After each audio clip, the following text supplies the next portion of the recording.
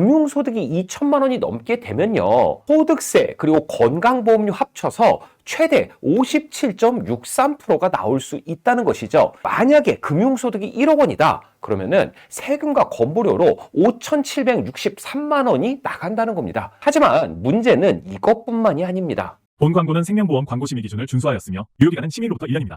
안녕하세요. 전 국민이 연금으로 부자되는 그날까지 연금부자연구소 양희섭 소장입니다. 오늘은 절세의 난이도를 2단계 끌어올리는 금융소득 종합과세, 자, 여러분들이 금융소득이 2천만 원이 넘게 되면 금융소득 종합과세에 해당이 되죠. 많은 분들이 막연하게 이 금융소득 종합과세에 해당되면 안 된다라는 생각을 가지고 있습니다. 근데 그 두려움의 실체가 무엇인지, 과연 금융소득 종합과세가 되면 어떤 페널티가 있고 어떤 여파가 몰려오는지에 대해서 먼저 알아보고요. 그리고 두 번째, 그러면 이 금융소득 종합과세를 피하려면 어떻게 해야 되는지, 이 두 가지 부분에 대해서 오늘 꼼꼼하게 정리해 보도록 하겠습니다. 현재 금융소득이 많으신 분들, 금융소득이 주 수입원이신 분들, 그리고 금융소득이 2천만 원이 넘을 것 같다 하시는 분들은요, 오늘 영상 끝까지 보시면 금융소득을 피하실 수 있는 묘안을 얻으실 수 있으실 겁니다. 자, 그럼 궁금하신 분들은 끝까지 봐주시고요. 보시기 전에 좋아요, 구독 부탁드리겠습니다. 먼저 금융소득 종합과세가 되면 어떤 문제들이 발생하냐,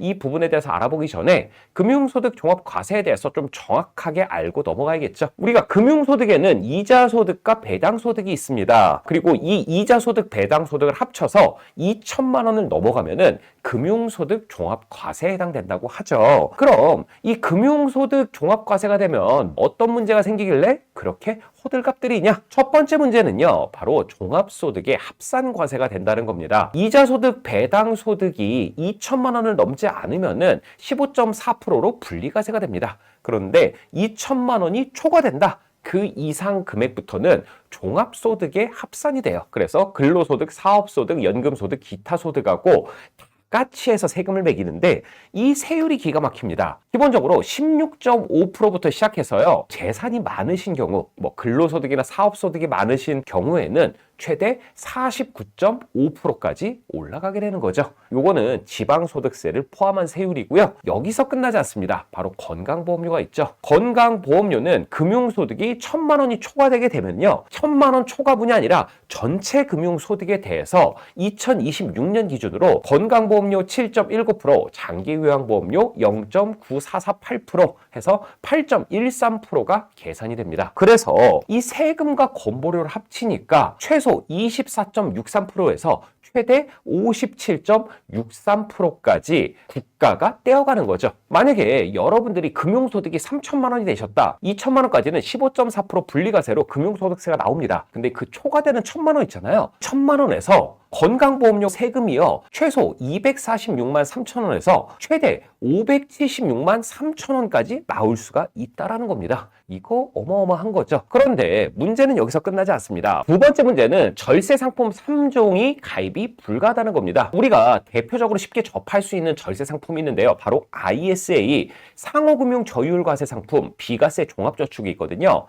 ISA는 소득에 따라서 200만 원에서 400만 원까지 비과세가 되고 그 초과분에 대해서는 무조건 분리과세가 되는 상품이고요. 그리고 상호금융은 지역 단위 농협, 신협, 수협, 그리고 새마을금고, 산림조합, 이렇게 5개를 말하는데요. 여기서 판매되는 예탁금에 대해서는 1인당 3천만 원까지 2025년까지는 1.4% 저율과세가 됐었습니다. 그리고 2026년부터는 세율이 좀 올라갈 예정인데요. 올라가도 이자소득세하고는 별개고요. 종합소득의 과세가 안 된다는 부분, 그리고 비과세 종합저축은 65세 이상이 가입 가능한 걸로 알고 있는데 독립유공자 등등 특수신분에 있으신 분들도 가입이 가능합니다. 최대 5천만 원까지 비과세가 되는 상품이죠. 이 세 가지 상품은 세율에 대한 구조는 다르지만 공통점이 있습니다. 종합과세가 되지 않고요. 그리고 건강보험료에 적용이 안 된다는 것이죠. 그래서 이들을 이용하면은 금융소득 종합과세 2천만 원을 충분히 이제 방어하기가 쉽거든요. 그런데 한 번이라도 금융소득 종합과세로 넘어가게 되면은 이 세 가지 상품을 3년간 가입이 제한이 됩니다. 그러면은 우리가 금융소득 종합과세를 피하기가 더더욱 어려워지는 것이죠. 그러니까 절세 난이도가 그냥 한 단계가 아니라 두 단계, 세 단계 올라간다는 겁니다. 그래서 가급적이면 여러분들께서 금융소득 종합과세에 한 번이라도 해당이 안 되는 게 좋겠죠. 그러면 금융소득 종합과세를 피하려면 어떻게 해야 되냐? 이게 중요하겠죠. 총 세 가지 방법을 말씀을 드릴 텐데요. 첫 번째 방법은 바로 절세 상품을 이용하는 겁니다. 제가 일전 영상에서도 정리를 해드렸었는데요.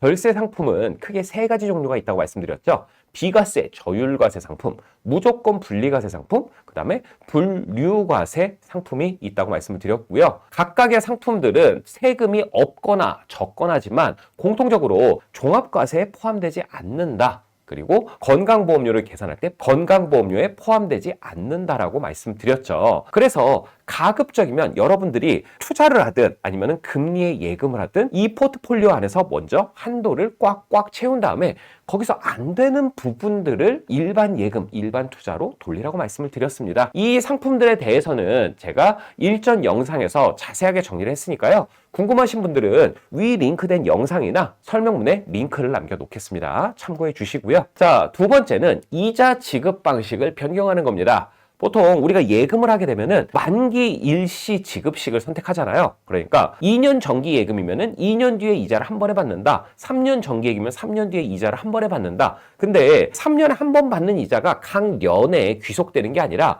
그 받는 해 한 번에 계산이 되거든요. 그렇기 때문에 이자 지급 방식이 연이나 월 지급 방식인 상품을 선택하는 게 좋다라는 겁니다. 그래서 여러분들이 이렇게 찾아보시면은 이율이 조금 낮더라도 연지급식, 월지급식 상품들이 있습니다. 그런 것들을 참고해 주시고요. 그리고 마지막 세 번째는 명의를 분산하는 거죠. 나 혼자 하면은 2천만 원이 넘을 것 같다. 근데 배우자는 저축이 없네? 하면은 배우자 쪽으로 한도를 나누는 거죠. 그래서 사실은 자산이 많으신 분들은 아까 말씀드렸던 절세 상품들 있잖아요. 이 절세 상품들이 다 각각의 한도들이 있습니다. 그래서 본인과 배우자 양쪽에 모두 그 한도를 꽉꽉꽉꽉 채우시고 금융소득 2천만 원에 대한 부분도 넘지 않도록 배분을 하는 거죠. 근데 이 두 분만으로는 부족할 때가 있습니다. 자, 그럴 때는 저는 증여까지도 고려를 하시라고 말씀드립니다. 일단 미성년 자녀한테는 2천만 원, 그리고 성년 자녀한테는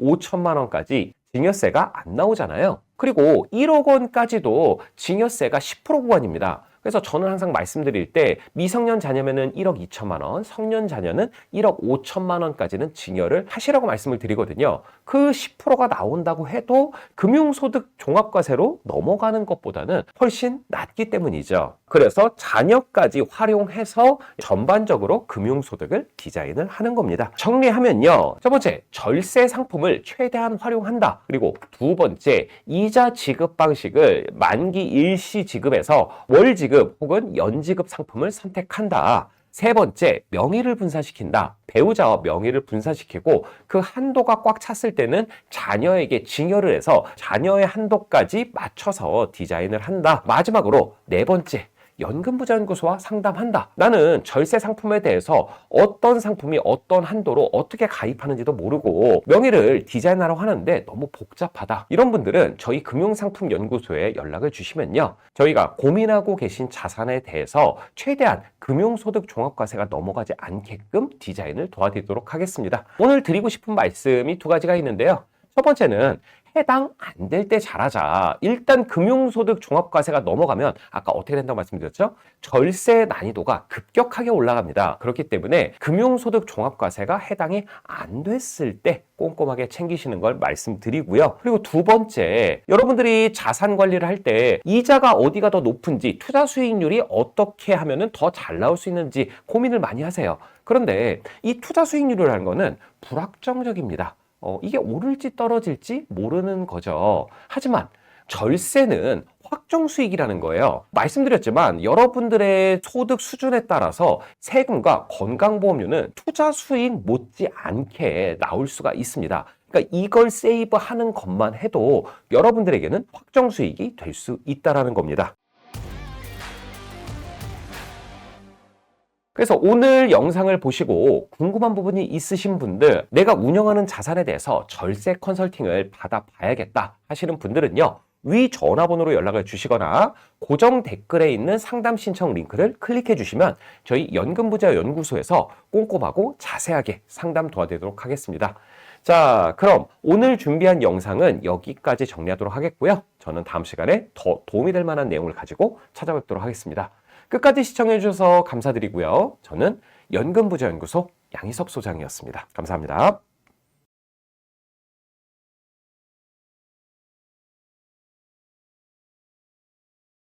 본 광고는 생명보험 광고 심의 기준을 준수하였으며 유효기간은 10일로부터 1년입니다.